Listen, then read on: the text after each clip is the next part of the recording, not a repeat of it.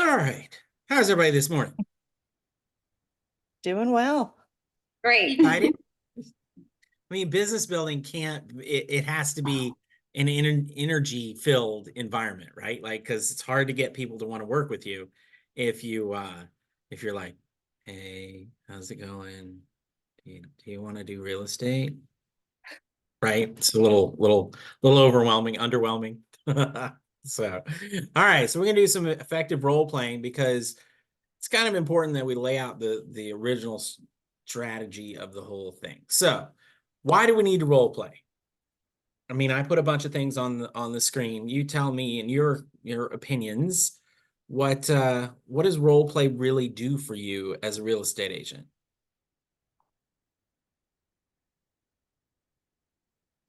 Um, Oh, go ahead. I mean, basically, it just creates new ideas for me for continuing a conversation. Okay. What about you, Jacqueline? I think role playing just kind of helps me like figure out what to say. You don't want to say the wrong thing, you know? Okay. All right. I You like don't that. want to be pushy. I don't know, in a sense. I mean, inherently, role play is really geared towards practice, right? So it's less about learning new things, although oftentimes in role play we learn new things. It's more about developing that consistent skill to be able to respond. So when somebody says blank, you, without thinking about it, can say something, right? And really get through to it. It's no different than, professional sports players. You think about a golf player, any golf player, when they walk up to the ball, they hit the ball, they aren't thinking about the things that I think about when I walk up to hit a ball because I'm not a professional player, right? I don't practice. I don't know, like all the things that they have built into their swing through hours and hours and hours and hours of practice to help make it better. I don't have. I mean, I might understand the concept, but I can't do it, right? And so that's where practice really comes into play because it really makes it a mastery of the work that you do. And so I think that's good. So in talking about communication and role plays, I think it's very important to understand kind of how communication is absorbed. So there's a ton of shit on the screen. And so feel free to read through. But we'll talk kind of briefly about each one. Active listening. So to me, that's one of the most important things you can do is active listening. And active listening is exactly what it sounds like. It's really, really hard to do in practice, in the real world, because you find yourself listening and not really noting what's going on. But if you're actively thinking about what you're going to talk about going forward, then now all of a sudden you're not really listening to what they're saying and you find yourself distracted thinking about, oh, I want to say this. When do I get to say this? I'm waiting on a break in the conversation so I can add this to it, right? And role play for me is one of those things that allows that experience to of practicing active listening. Like role play doesn't just have to be practicing a script, right? And we're going to talk about scripts because they're important. But at the end of the day, role play is more than just memorizing and practicing a script and being delivered. Now that's, years ago, that was what real estate role play was. It was regurgitate script. This is what we're going to say. I think it's an opportunity to practice some of these other things in dealing with how to have good communication and make sure that you're not only ingesting what the person is saying that's talking to you, but that you're giving them good things and they're able to ingest what you're giving them. So second part of that, of course, goes into asking questions. If you're actively listening and you hear something that you need to get more information about, you need to ask questions about what they're saying, right? Many people do the whole repeat back what they said and then ask something about it, right? There's lots of different techniques and you can get mired in all of that training So whatever level of that you want to get into, you should. Another big one that I think is important and is difficult on Zoom or over the phone or over text, or all of these are getting worse and worse, shooting an email, all those nonverbal cues go away, right? In everything, Zoom, you can kind of get them, right? Like I can look at you, look away from you, I can see you. But everything else other than in person is you don't get this. So that's an entire piece of this communication skill set that's gone. It's not on the map. It's not even there. So you have to try and figure out how to get people in front of you so that you can do things like eye contact, right? So that you can do things, which eye contact over Zoom is really hard, right? Because it's hard. Thank you for the demonstration. Because it's very hard to like know if you're actually looking at, you know what I mean? Like it's not really eye contact because it's different. But there's so many different things about, just I'm using my hands, right? Like the physical, nonverbal, all of those things that enhance the discussion and help engage the other person. So now you go on to engagement, being active participant, being part of the conversation, noting when somebody says something. My favorite thing ever, I'm on Zoom meetings often, and I watch all the people. And if somebody's presenting and talking about something, the person that they're referring to, like somebody that's responsible for what they're talking about, is like this. And you're like, they're clearly not engaged in this conversation, right? Like they're not getting what's part of what's happening. And so it's very important. Obviously, in person, it's extremely important to look engaged, because if you're distracted and looking at the flowers or whatever you're looking at instead of the person that's talking to you, it's extremely offensive, right? But for some reason, when we got on a Zoom call, that's no longer applicable. Although I know a ton of people, in a group setting in a room, you'll see people that are doing something else. They're on their phone. They're, whatever. I won't pick too much on the younger generation, but I used to have an agent that would come into meetings with me, and literally she'd be on her phone while we're in a meeting, like texting or doing, I don't know what the hell she was doing, but that was just her. Like she was always that way. And it wasn't that she wasn't listening. Like she full on was engaged in my conversation and what we were talking about. That's just part of what she did. But for some of the older agents in my office, they were horribly offended by that activity. And so you have to watch who your audience is. Is your engagement what the other person expects too? And then, of course, reflection. Reflect on the conversation after you've talked to the person, right? Think about and really go through the process of what did you all talk about? What did you go through? What did you do? All of those things. It's really important that you stay focused on being interested, engaged, and really listening and trying to be helpful. And if you can promote that through all of these things, then you'll get somebody's attention much better than if you don't. Any questions or comments about absorption of communication? And Jacqueline, you're muted if you're going to say something. No? All right. All right. So let's talk about navigating the scripts versus improvisation, because I always get well, I don't want to use a script because I don't want to sound like a robot. No kidding. I don't want you to sound like a robot either. When you get the phone calls from the person reading off the piece of paper, and my favorite thing to do is to say something completely random that I know is not in their script and see how they react, right? Like, can you adapt to that or not? And I think that's part of what we as salespeople need to be able to develop, right? We need to be better than just the typical telemarketer. We need to be able to have a conversation and go forward with it. I think the most effective approach uses scripts, but also allows you to improvise as you're going.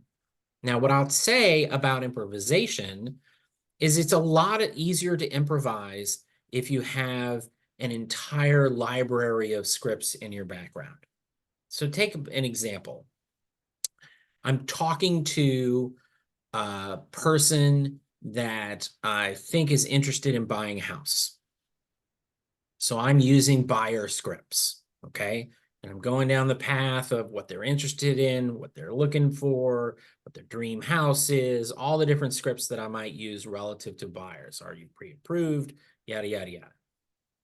And all of a sudden they say, yeah, well, I have a house to sell and I'm going to sell it myself.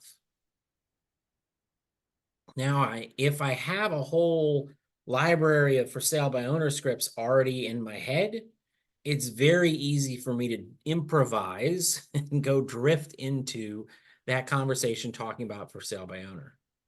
And as we talk about for sale by owner, we might find out that, oh yeah, they were listed and the previous agent didn't sell it. So that's why they're thinking about doing it themselves. Now, all of a sudden I'm in an expired script, right? Like all of those scripts. And that's part of the more you practice the variety of situations that you might be in and being able to move from one conversation to another seamlessly without having to really think about it, right? Like I shouldn't have to stop and be like, okay, wait, you said for sale by owner?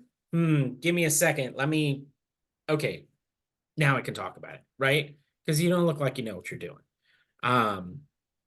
It is super important if you're following the previous things. And so let's go back for a second.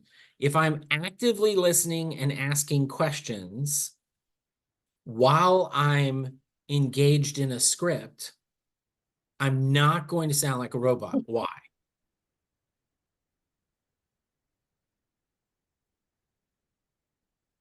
This is the part where y'all You're having a conversation.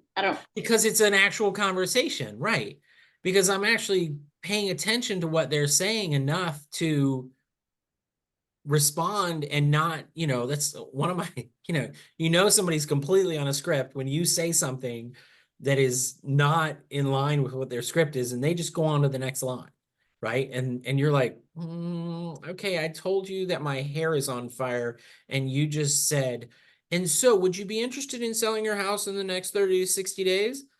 I mean, currently my focus is on the fact that my hair is on fire. So I kind of need to deal with that, just you have to figure out how to balance that. The other thing that makes scripting and improvisation very functional from my perspective, and I use it all the time in teaching, is stories. Use examples. So as you're going through deals with clients, think to yourself, okay, this is a situation that might come up in the future. This is a situation that somebody might be interested in hearing about, right? So you can say things like, oh yeah, the other day I was working with a client and people are engaged in that. I mean, reality TV is a popular thing for a reason. So when you start a sentence that says, the other day I was working with a client and people are like, what? Like it engages them. It's different than, oh yeah, I'm very good at selling houses. Okay, great. That's awesome. Good for you. So that's where scripts, it's where practice, it really throws everything together. And then the other part of that is whether you're doing a script or not, and I'll use a story as an example. When I was an agent and called expireds, which is where I got all of my business from, when I wasn't on script, my conversion rate was significantly worse than when I was on script. Because the scripts have words in them for a reason and they're effective. The key is to not just read the script. The key is to be able to converse the script. And so that's kind of the way that I think it's important to look at those balances between the two. On the slide, it uses the phrase fluid delivery. That's key, right? People can tell if you're on a script, if you're not delivering it with a fluid delivery, because otherwise it gets thrown off. Questions about scripts versus improv? Nothing? All right, good. Yeah. All right. So scripts. Many companies that I work for, they hand out books of scripts. So you can get scripts from brokers. You can get scripts from NAR has scripts. The local associations, Atlanta and DeKalb, both have resources that have scripts in them. There's real estate coaching programs like the big gurus, the Tom Ferrys, Brian Buffini's, Mike Ferrys, whatever's of the world. They all have lots of scripts out there. And for that matter, you can go on AI and pick a script or develop a script. So there's lots of places to get scripts.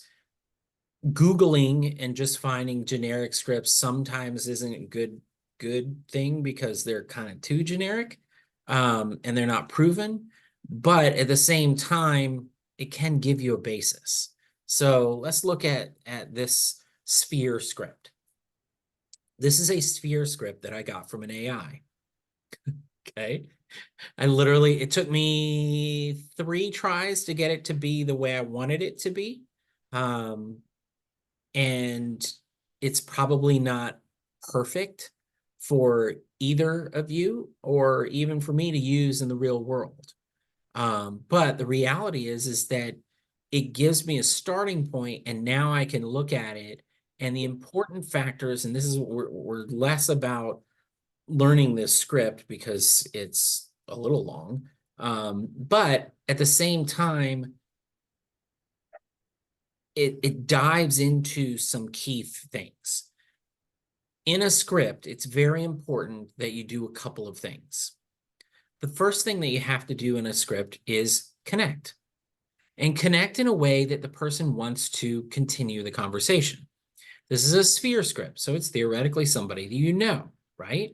So when I say, "Hi, Victoria, how have you been?" Now, here's where scripting versus improv goes, right? If I'm reading this as a script and I say, "Hi, Victoria, how have you been? It's been too long. I wanted to reach out because as you may know, I work in real estate, helping people buy and sell homes in the area." Is that a good way for me to deliver this script? No.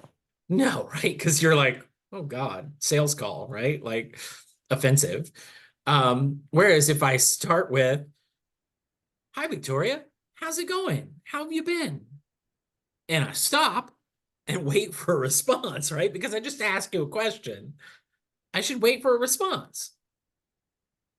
And then based on your response, I can keep going through the script, but I might need to improvise between this script and another Sphere script and another Sphere script, or for sale by owner script, or whatever, right? Like I might need to jump into other things. But you can see that some of this language is good language, right? If you know anyone else considering a move, please pass along my name. That's in the second paragraph where I just ask them for business and ask them for a referral. And then I keep going. Then I ask them again, after giving a little value, I ask them again, "Hey, you want to get together and let's grab a coffee and catch up?" This is engaging them at a higher level. Now, why would you want to call somebody in your sphere, assuming these are phone calls? Why would you want to call somebody in your sphere and ask them to go have coffee with you?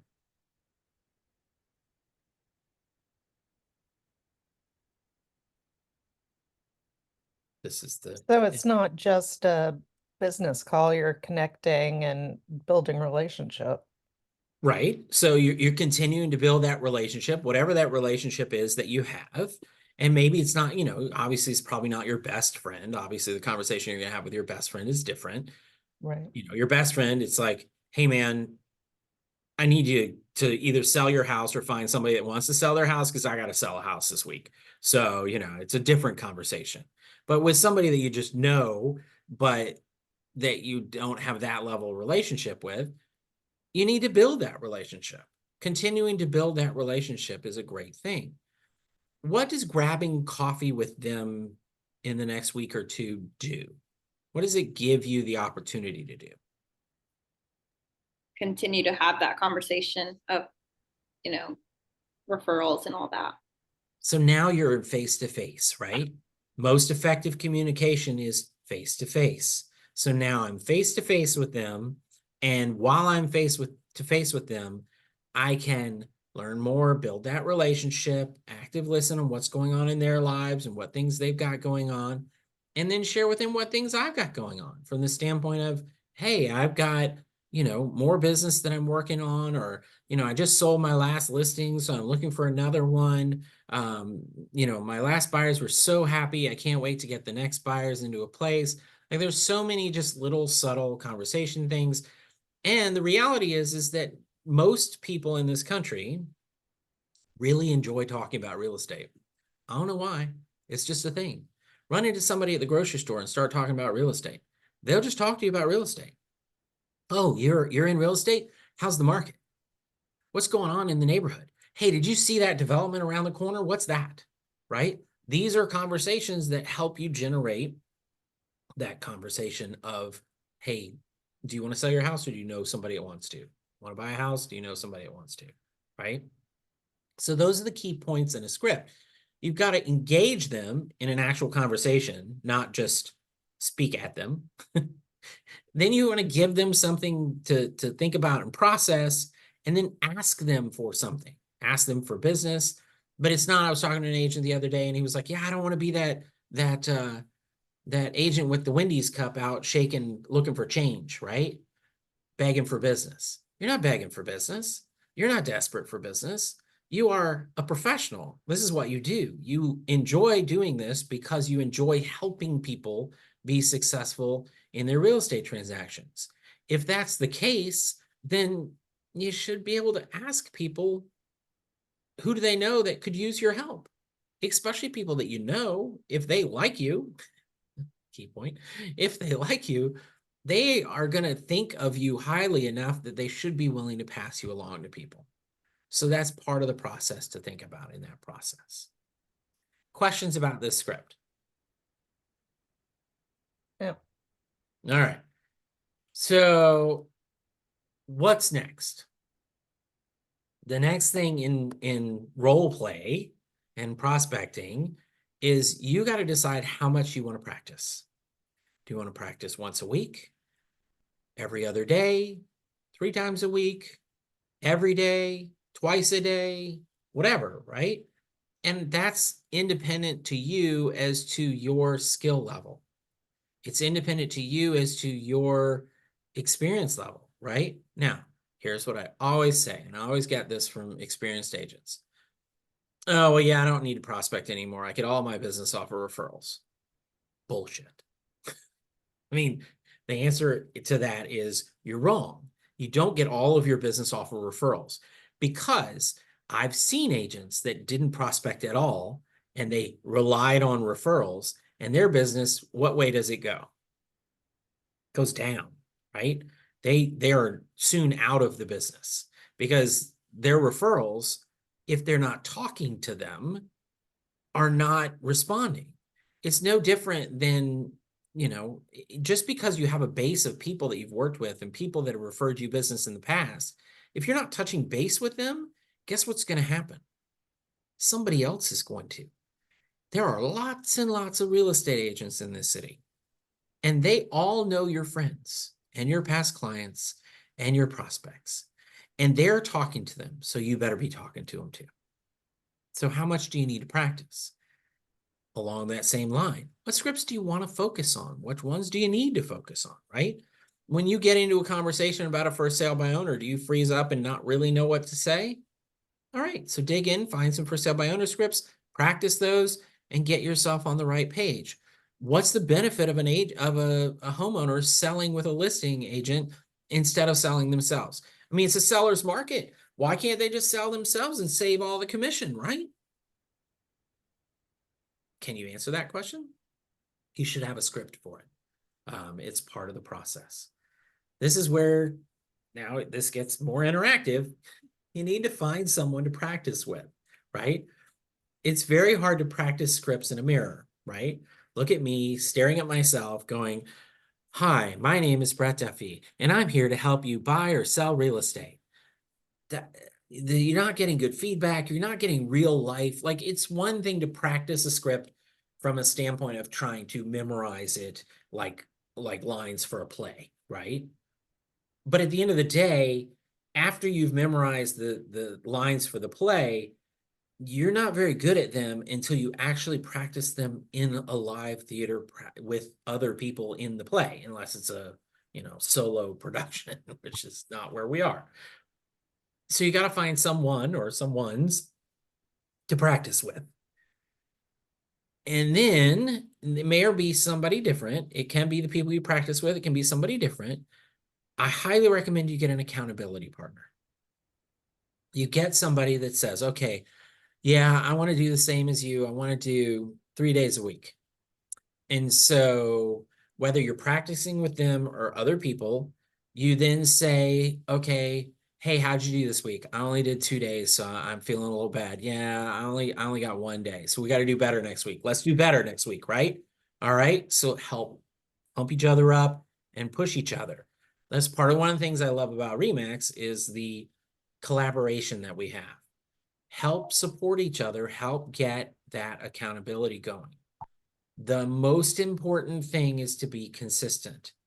And you'll notice it says, keep doing it even after it starts working. Okay. Prospecting is not a 4-letter word. It is not a bad thing. It is not something you should ever stop doing. Some of the best agents in the business that I've ever worked with are amazing prospectors, and they would tell you, oh, I don't prospect. And yet you walk into a room with them, and in 10 minutes, they've talked to 15 people and connected on 10 different things. And everybody in that room knows they're a real estate agent, a professional. And if they need help, that's who they're going to. But they don't prospect, right? So you have to always be prospecting. As a real estate agent, the beautiful thing about being a real estate agent versus selling anything is that every single person you talk to is a potential client. Every single person, whether it's the person, the hostess or host seating you at a restaurant, the waiter or waitress, the person making your sandwich at the Subway, the person at the CVS behind the counter, every single person you run into is a potential client, because everybody has to live somewhere, right? And our job is to help those people find what they want to live in and make it work. So that's it. That's pretty straightforward, short and sweet session today. Any questions or thoughts about scripts, prospecting, that sort of thing? No. What is like the rest of the sessions going to look like? Is it like just talking about like scripts, or are we actually like role playing? Are we actually talking about what we're doing? Or So I'm going to leave role play up to you guys. You have to do the role play on your own. Now you can do it with me if you want. But in these classes, we're going to be talking about topics. So for instance, one of the weeks we'll talk about expireds and withdrawals. And in that, we'll talk about some scripts for expireds and withdrawals, but really we're going to talk about it's kind of like the GAR contract class is more than just fill in the blanks, right? We want to go deeper than just, here's a script, read this, try it. It's more of a dig deeper of what's the mindset of expired owners? What's some successful tips on going through expireds? What are some good ways to find information about them? And, all those sorts of things. And we'll do that for every one of the topics that we go through in prospecting. And then if you have one specifically that you want to talk about, let me know. We'll work it into the schedule. And I'll share with you my experience and the experience of the hundreds of thousands of agents that I've worked with over 20 years of what they've done. I've seen people do a little bit of everything, right? I've seen people chase money leads. I've seen people stand on corners. I've seen people, join clubs and churches and other organizations. And I've seen, anything and everything to try and get business. And so, you know, whatever you think is a viable thing, let's talk about it and go through and learn from each other what our experience is so that we can be better at it. Does that work? Cool. Yeah. Awesome, awesome. All right. Well, if that does it for today, we'll let that go and we will see you next week. I honestly don't remember what the topic is next week, but we'll talk about something in depth, like I said, and we'll go from there. Awesome. Thank you. All right. Thank you guys you. for coming, and I appreciate it, and we will see you next week. All right. Yeah. Have a good Bye. day. Bye.